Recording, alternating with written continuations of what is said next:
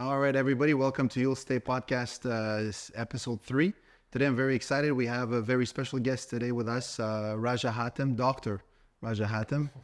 Raja, thank you for coming. We really appreciate your time. We know you're on a busy schedule. We're going to get to talk about it. And just to start off, we're going to open today a special bottle. All right. I don't know if you remember it. This is a cachaça from Brazil. Oh, yeah. Where we did travel together. We had some fun. So let's pour it up. Yes, sir. All right, I do apologize if it's not to your liking, sir, but it has a special story, and I'll share with everyone in a couple of seconds. They say trust the roof. That's it, hashtag TTR, right? Exactly. All right, here you go, Chris. Thank you, Your sir. glass. Gentlemen, cheers. Salud. Salud, boys. Cheers. To your success. Salud. I'm honored to be here. Thank you for coming. That's special. Surprising. Huh? Okay. All right. We're going to be drinking this all night, so you better get comfortable. Raj, I want to start it off with asking a couple of questions very quickly. Yes. One, you and me have a very long history. We do. I consider you as my best friend, my first friend in Canada. Yes, sir. We did travel together quite a few places. Today we're drinking cachaça, so I want to bring it back to Brazil. Yes, sir. So we traveled together and we have quite a few stories about the bottle. But if you remember, this bottle, we actually looked for a local producer of cachaça, and we drove into the jungle. It's true. And we got lost. We went up a hill. We almost drove off a hill. Yes, We sir. backed down, and finally we found a little reserve of a lady that just retired in Brazil. And all she did in Brazil was just start mining cachaça, and she drew quite a big following. And this is considered one of the best bottles in the area. Yes. So let's start off with one of your best memories from Brazil. Wow. Brazil was fantastic. I mean, just straight off the bat, I was with some of my best friends. Yeah. So we still had the blessings of being like single guys. Well, we were in relationship, but we didn't have kids yet. Yeah. So we were a bit more free, and we had all the time in the world. We did sort of a backpack type of trip. Like Yeah. it was not an all-inclusive. We just selected a couple of cities. We rented a car. We drove around. Went to a couple/lots of parties. Went through a couple of wild adventures together, including the cachaça adventure. And it was really just the laughs, the people that were there, and just the general vibe of the whole trip was just fantastic. I think it's a trip that we'll remember all our lives. Definitely. There's two memories that I remember from that trip that I want to bring up. The first one was you actually initiated me to social media. Mm-hmm. And we're talking about it before the podcast a little bit, but do you remember what you did for me for the first time ever? Well, I remember we were trying to bring you into the modern era. Yes, that is correct. And you are pretty refractory to the social media. So I'm actually quite surprised and happy to be in a podcast. Yeah, times have company. changed. So times have changed. And I remember just, we're trying to figure out which picture to post first and what's the message and what do we want to portray. That's sort of my vague memory of it. I remember the actual act of posting the picture and then showing you. So you posted your first picture and you were like, oh my God, it's done. Like, what happened? And I do remember the first picture. So yeah. Yeah. We were sitting at a restaurant. We have a picture of that first picture when you were actually posting it for me. So it was my first Instagram post. Yes, sir. Did you get a good reaction? 2015. Yeah, 2015 going into 2016. That's it. We did the New Year's there. I We believe. did. That's We it. did. And the second memory I have is we're actually driving, and me and Raja, I'm going to call you Ray J from now on, Of course. which is his nickname. Speaking of nicknames, Yes. and before we get back to that story, how many nicknames did you get so far in your life? So if I remember from my bachelor party t-shirt that you guys did, I had at least 10 nicknames in there. Can you name them off for us? Oh my God. I don't know if the audience found them, but there's Dr. Octopus, Mr. 50/50, the Ray J's, RJ's, and a couple more. But, yeah. So for you to know, Raja writes using all 5 fingers. Yes. So we call him Dr. Octopus because he uses his entire hand to hold a pen. So it's quite a penmanship for a doctor, especially. Yes. What do what do your colleagues think about your writing? They all find it funny and they're like, how do you hold your pen again? But then again, I have a nice writing, which is quite rare for a doctor. Exactly. And people actually think often that like I'm a young girl who's writing notes. They're like, oh no, it's Dr. Hatem's notes and stuff. So I always say I might write weird, but as long as you can read me, that's the main objective. It's the results that count, right? Exactly, results that it. count. Good. One of the rare prescriptions you can actually understand. Yes, sir. So back to Brazil, me and Raja have this huge history of driving where he can't stand my driving. And that trip, we're in the middle of the rain going up a mountain, and we each had a car. Yes. And I believe you were driving one car. Yes, I was. Yeah, and you were having trouble passing a car. Yes. And we got stuck, and then eventually I just took over you and the car itself. Oh my God. Yeah, good story. Really have different ways of driving, let's put it that way. And, we've known each other for so long that Ralph is like a brother. So whenever maybe people are too shy or don't want to comment on his drive, I'd be just yelling at him, say, what the hell are you doing? Stop that, slow down. I'm more of a grandma driver. Roof is more of a Husband and wife. active driver. Husband and wife, that I'll way. put it there. Yeah. So Rachel, let's talk a little bit about your path. I mean, you're dare I say, like, world-renowned cardiologist. I mean, it's tough for you to admit, but I've seen your track, I've seen your growth, I've seen your studies from studying at Trois-Rivières to coming to Montreal and to having to do microbiology degree, and then switching into medicine, and then getting into internal medicine, and then cardiology, and then doing your fellowship. And I'm naming them, but I'm sure I'm forgetting a few. Yeah. So right now your name is Dr. Raja Hatem, but your titles exceed the name. At this point. I mean, we like to have titles and stuff at the university and stuff, but basically I spent 15 years in university. So I got there in 2002 in biomedical science, and then I went into medicine, did cardiology, did a fellowship in New York, and I finished everything in 2017. So 15 years of university to be an interventional cardiologist. That's my title, and that's the practice I do now at Hôpital Sacré-Cœur de Montréal.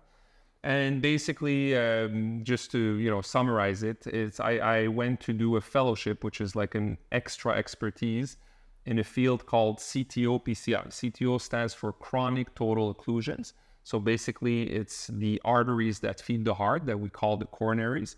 Some people have blockages in these arteries that have been there for a long time. Before, we didn't have many options to fix these arteries without having to do open heart surgery.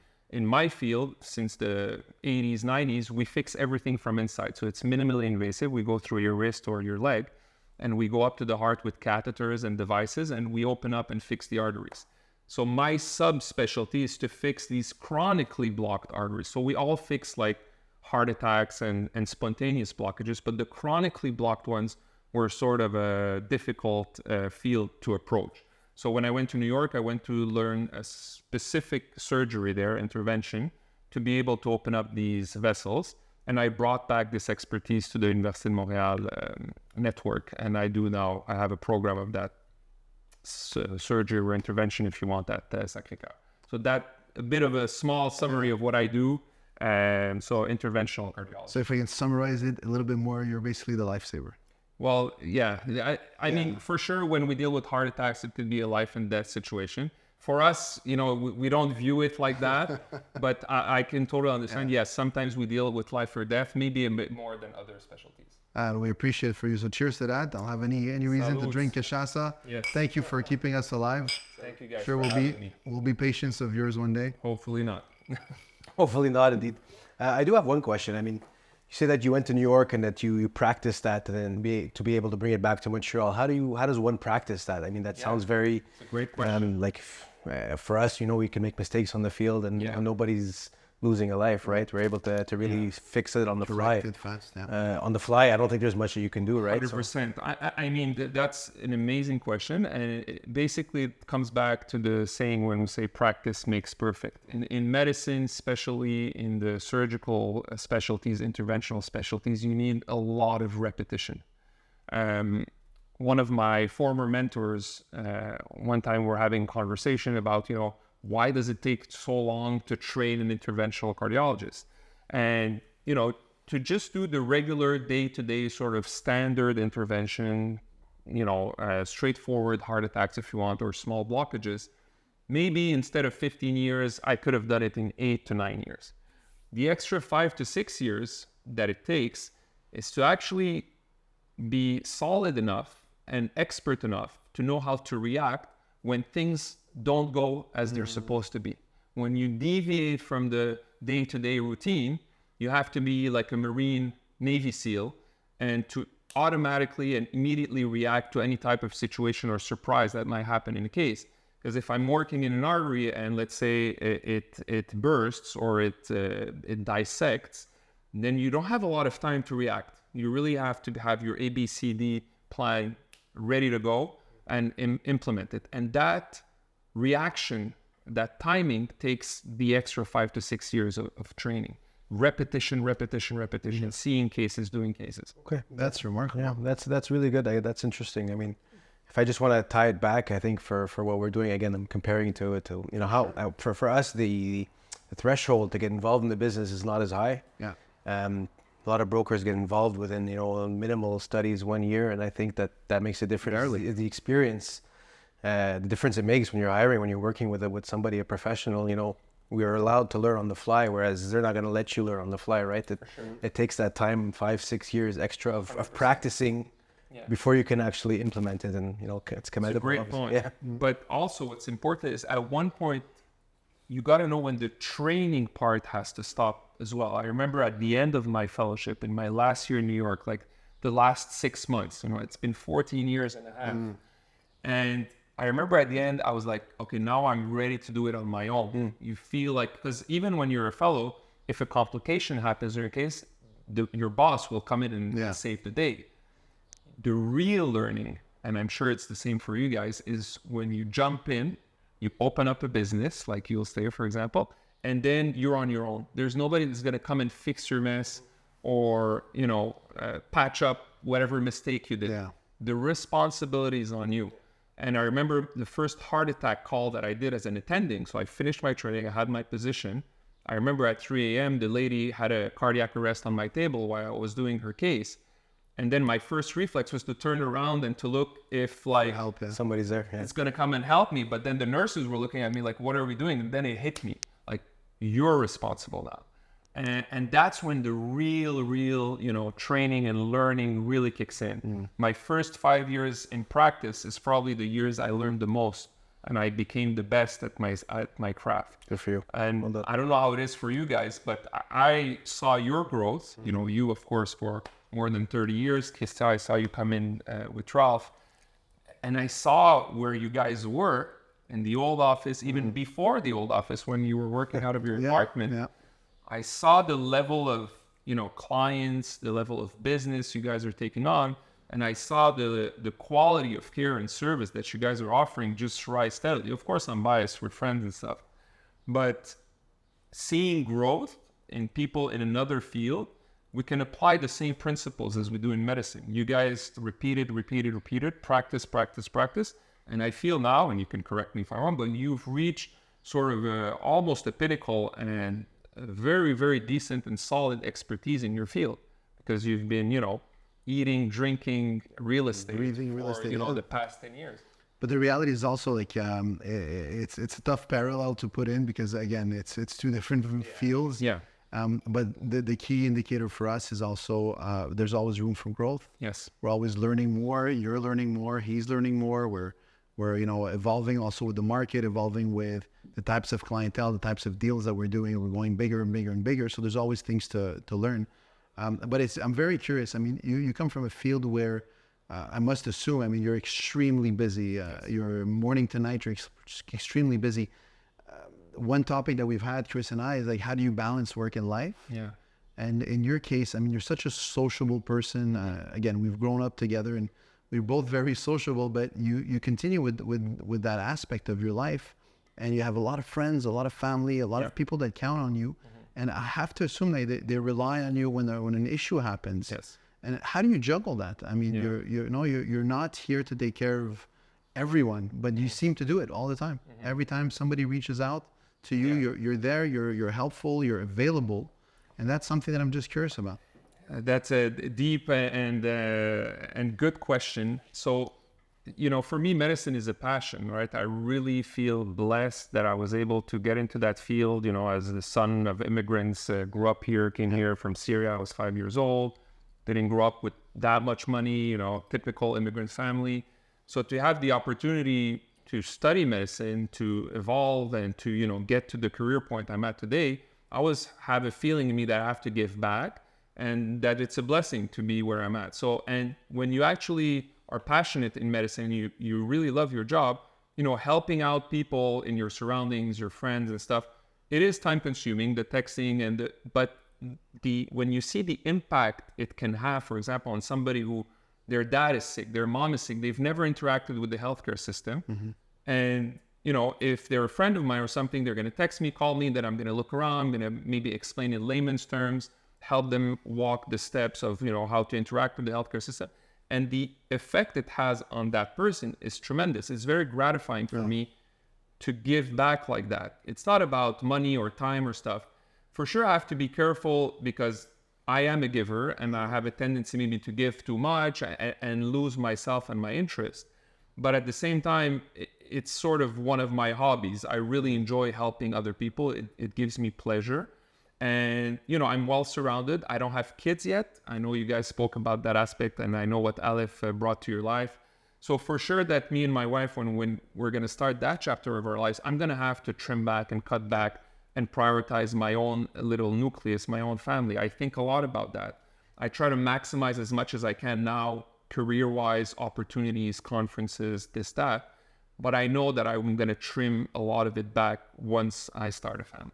That's good. I'm happy to hear that because I can't wait for you to have a little one and they get to play and have the same friendship that we had. Yes.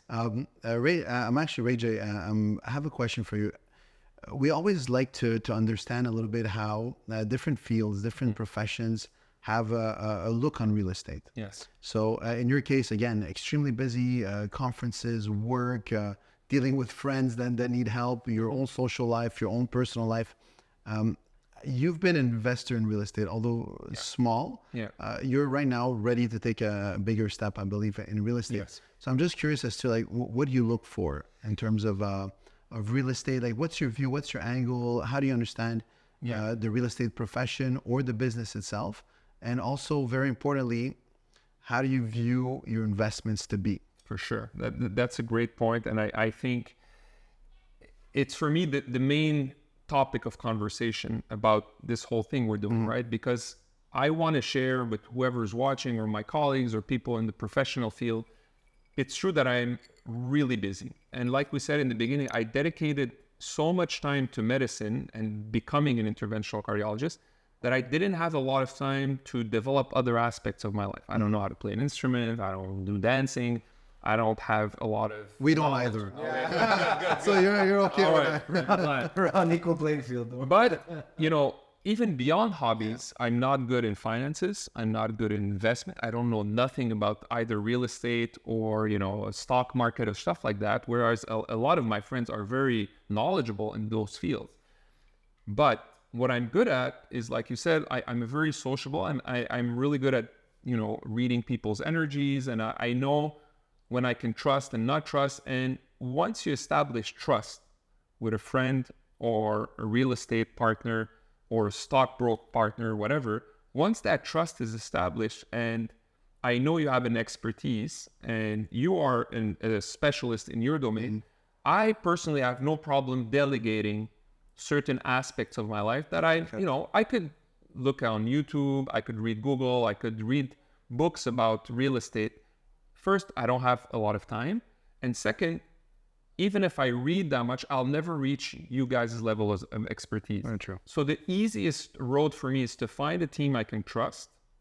And that could take time to develop trust and build a bond and just close your eyes. Like it's a joke with my friends because, for example, my accountant, I bring him my papers in a Christmas bag and deal with it. Who's also a common friend. Yes, it's a common friend, and you guys will have him on a podcast probably. But so I'm a bit like that. I'm a caricature. Like a lot of doctors, we're good at what we do, but we're not good with money. We're not good at investment. So we need to surround ourselves with people who are knowledgeable in that field.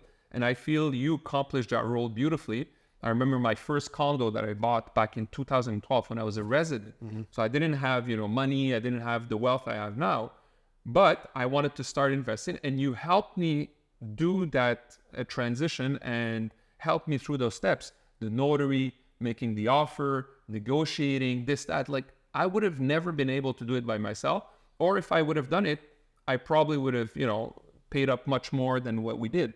And then when it came time to selling the condo or buying something else or buying my first house with my wife, you were there all along. I remember that first visit libre, you went to spy on how many people were going to make offers. And you're like, I saw... You're giving out the secrets.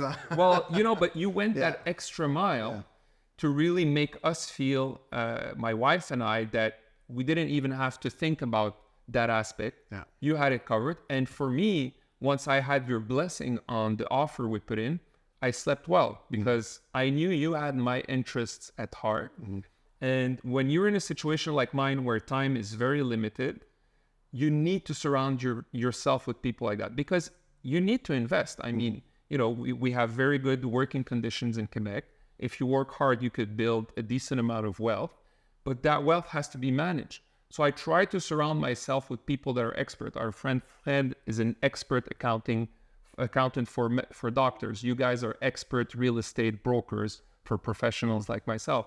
So, I have a very good dentist friend and my friends, my surrounding is my network.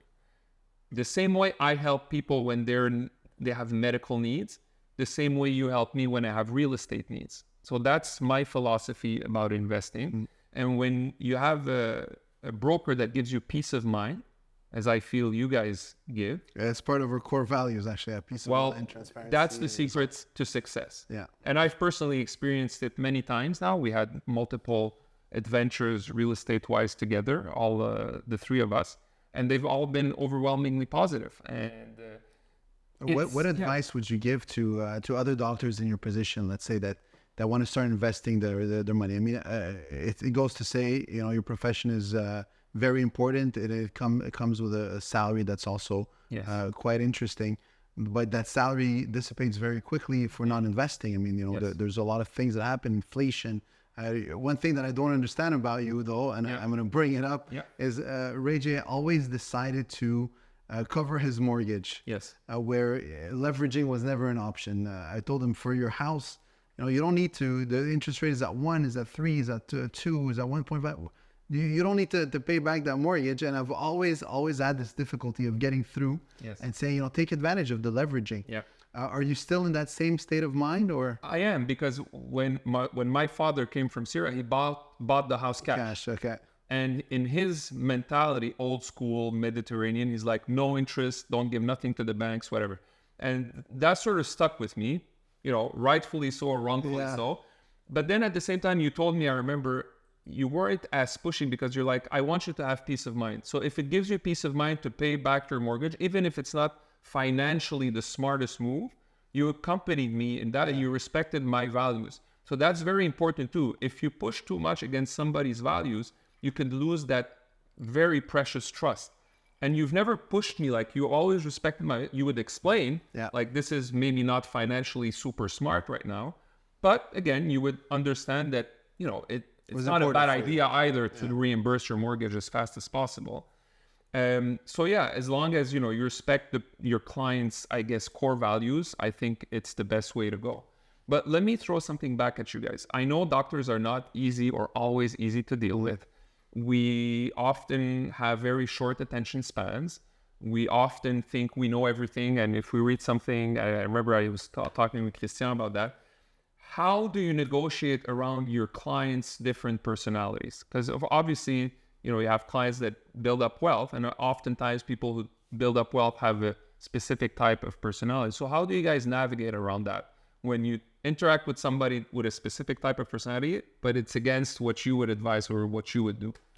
I'll start it off because we both have clients that are in the same field as you. The way I always navigated it is to try to understand really what are the key factors that are going to influence their decision. Is it some people like to have control, transparency through the whole process? Some people need to understand everything down to the last point. Some people want to just feel that trust, know that they're in good hands, that somebody can take care of their real estate portfolio. So depending on the feedback that I get from those conversations, one thing that's even always a common ground is doing a lot of upfront explanation, teaching, learning, making sure that they understand the process and what we're going to go through and how that is going to end up in significant results for them. Whether that takes 1 meeting, 3 meetings, 10 meetings, it doesn't matter. As long as that core important points that need to be addressed for each client, we do it up front before starting the process. Once we feel that trust has been established, they understand a little bit the roadmap, they know our feuille de route, and they know that we've delivered on significant projects, enormous returns. That tends to, slowly dwindle, and eventually they give up the reins. And it's very important. When I say give up the reins, it's not like carte blanche, do whatever you want, but they'll trust our opinion. And I think, like you touched on this point, trust is extremely important for people in your field, or any field, really, anybody that wants to invest in real estate. So building that trust up front, doing the front end learning, teaching, understanding, and really having a clear view about the process has always been successful in our end. Fantastic.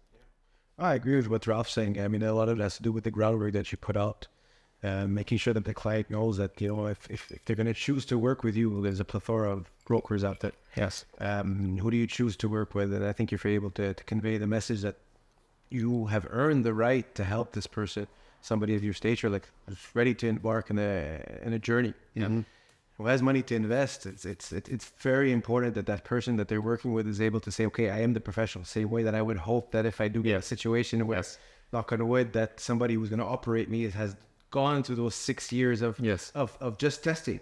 Besides the dozens of years of studying, we've done that same exercise as well, and that we've gone and we've seen the arteries that are about to burst in real estate, right? And that's that process, and that's able to react when that does happen. And every time I do convey that we've been through it, we've done it, and whatever needs to be done in terms of research has been done and will continue to be done, you notice that they're like, okay, well, I feel better. I have that trust now. I think if I can allow myself, another thing you guys are good at when I reflect about my own experience with real estate is you're very responsive.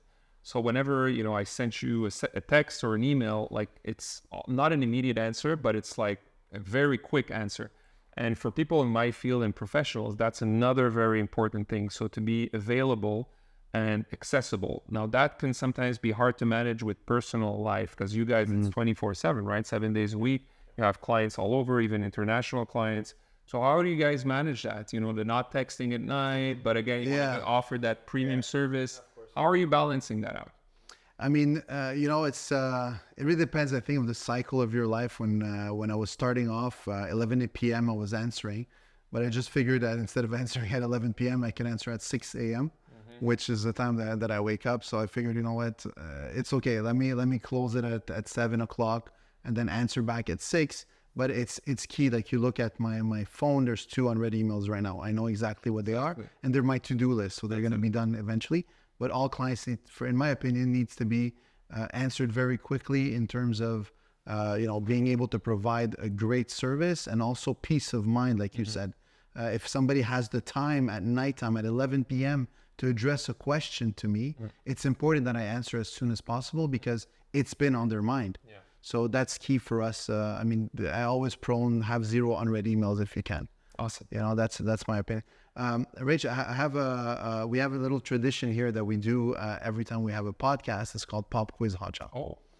First of all, I'm going to ask you guys to have a last cheers because I see your drinks are full. How did you guys like the cachaça? A lot. Salud. How's the cachaça? It's good. It's good? I know you were a little bit worried when I brought up the bottle. Honestly, it's good. I was expecting something else, but it's smooth. It's easily drinkable. I'm going to reiterate something. #TTR. Trust the roof. Trust the roof. So Pop Quiz Hot Shot. Yes, sir. If I look through your pockets or your bag or whatever you have right now, what's the weirdest thing I'm going to find? Oh, wow. That's interesting. Probably an old receipt that I didn't give to my accountant. Okay, up to Fred. Exactly. Fair enough. Reggie, thank you very much for coming. I really appreciate it. I know it takes a lot of your time to come here tonight. And the last thing I want to leave you at is just a general advice that you have for colleagues. Because again, we have a lot of doctor clients, but what advice would you give them? I mean, you guys are very good at what you do. Obviously, we trained for a long time. Find a real estate broker that you can trust, that gives you peace of mind. And the real estate is really the way to go. It's the majority of my investments. I've never looked back. I've never been wrong so far. I'm well surrounded, of course, by you. I've been blessed to have you in my life because that aspect of my life, I help out medically, but you help out financially. That's very nice. So I really wish that people surround themselves with great guys like you guys. And I wish you guys success. Thank you. I am proud of you. You guys are doing an amazing job, and I really look forward to seeing your growth. Hey, beginning of an adventure. Thank you again. I appreciate it. Pleasure. Appreciate it. Cheers. It's a wrap. Cheers. Oh. Salud.